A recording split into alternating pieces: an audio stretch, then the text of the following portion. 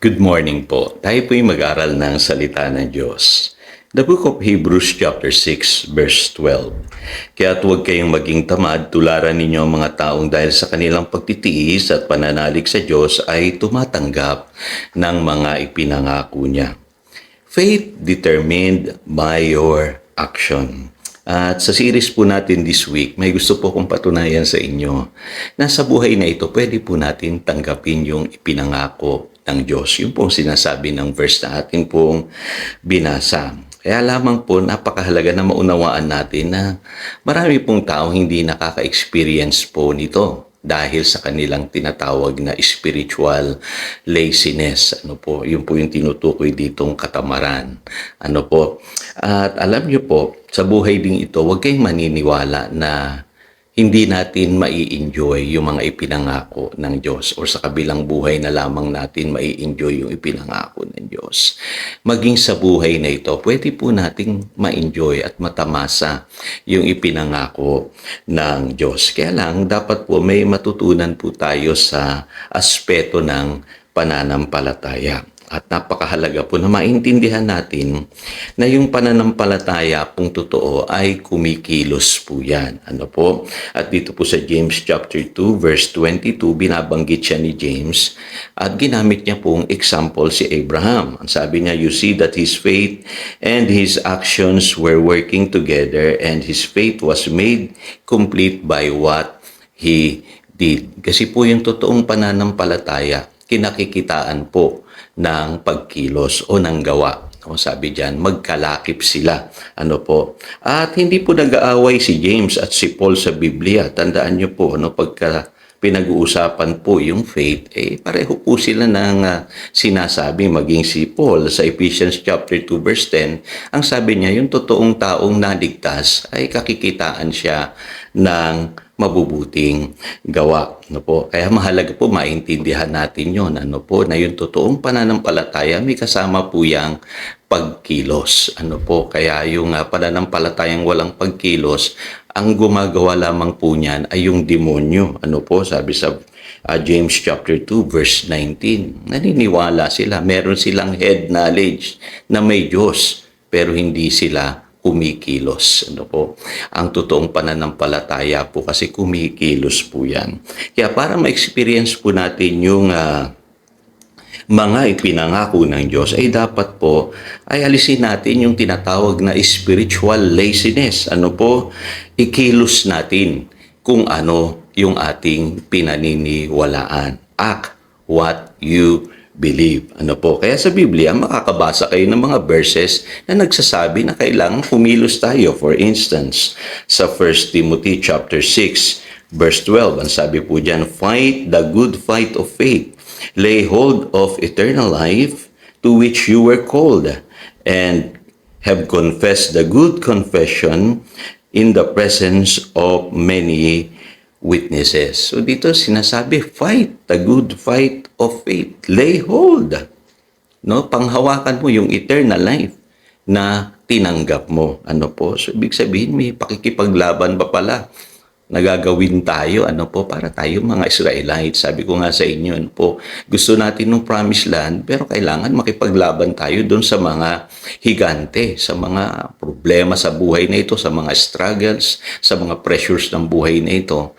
At kung makikipaglaban po tayo, panghahawakan natin yung ating good confession nung tayo'y naligtas. Sabi diyan sa 1 Timothy chapter 6, verse 12, mai-experience natin yung ipinangako ng Diyos. By the way, hindi tayo makikipaglaban sa Diyos, mga kapatid. At hindi din tayo makikipaglaban sa tao.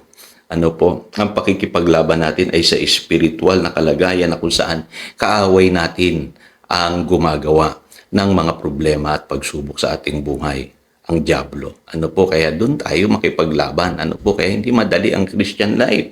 Sa Ephesians chapter 6, verse 12, sabi diyan, our struggle is not against flesh and blood. Kaya sa buhay na ito, alam niyo mga kapatid, napakahalaga po na marunong tayong ipaglaban yung ating pananampalataya. yung ating kinonfess sa ating pong mga buhay Kaya sabi sa Hebrews chapter 10 verse 23, ganito po malinaw na malinaw, sabi diyan, let us hold fast the confession of our hope without wavering, for he who promised is faithful.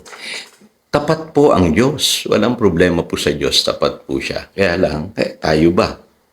Ay pinanghahawakan natin yung ating confession. Kaya mapapansin nyo sa pag-aaral natin this week, meron pong mechanics of faith Unang-una, believing with your heart, confessing with your mouth. Pero meron pa pong dagdag dun. Take action. Kaya pag hindi po kumpleto yon, hindi mangyayari sa ating buhay yung ipinangako ng Diyos. Sabi diyan, hold fast the confession of our hope without wavering. Fight a good fight of faith. Yun naman ang sinasabi ni St. Paul kay Timothy. Kaya kung naalala niyo po yung turo ng Panginoong Jesus sa Luke chapter 18 verses 1 to 8, yung pong byuda doon na ay lumalapit siya sa huwes dahil pinaglalaban niya yung kanyang karapatan. Tinanggap niya yung para sa kanya. Kaya mapapansin nyo, yan po yung aral ng Panginoong Hesus dito sa Luke chapter 18 verse 1 to 8 At malinaw na sinabi ng Panginoong Hesus sa verse 8, however, when the Son of Man comes, will He find faith on the earth? Kita nyo po. So, ganun palang pananampalataya. Pinaglalaban mo. Kaya pansinin nyo po sa buhay na ito. Kayo na rin po ang makapagsasabi. Kadalasan po, yung mga bagay na nananatili sa inyo ay yung pinaglaban ninyo. Sa buhay na ito dapat ipaglaban natin yung ating inheritance, yung ating karapatan. Bilang anak ng Diyos. Kaya alam niyo po, sa Biblia, lagi sinasabi, hold fast to your confession. Ibig sabihin, huwag kang mag-give up. Huwag kang aayaw. Do not give the devil a foothold. Huwag mo hahayaan, nakawin ito ng diablo sa buhay mo at huwag ka rin magkokompromiso. Kung yung ipinangako ng Diyos sa iyo, ay yun ang panghawakan mo. Kaya ako'y naniniwala po ako, yung living by faith, talagang sa Diyos ka lang aasa Hindi ka aasa sa tao. Kasi pagka umaasa ka sa tao, sabi ng Jeremiah 17, verse 5, pakasumpain yung taong umaasa sa lakas ng kanyang kapwa-tao. Kaya yesterday, di ba, shinare ko sa inyo yung akin pong experience concerning my financial freedom. Sa totoo lang po, isa sa key principle po na dapat matutunan natin, huwag tayong palaasa sa tao. Panghawakan natin ang ipinangako ng Diyos. So again, ito si Pastor Jojo, nagpapaalala upang daluyan tayo ng pagpapala, manatili tayo sa kanyang salita. Good morning.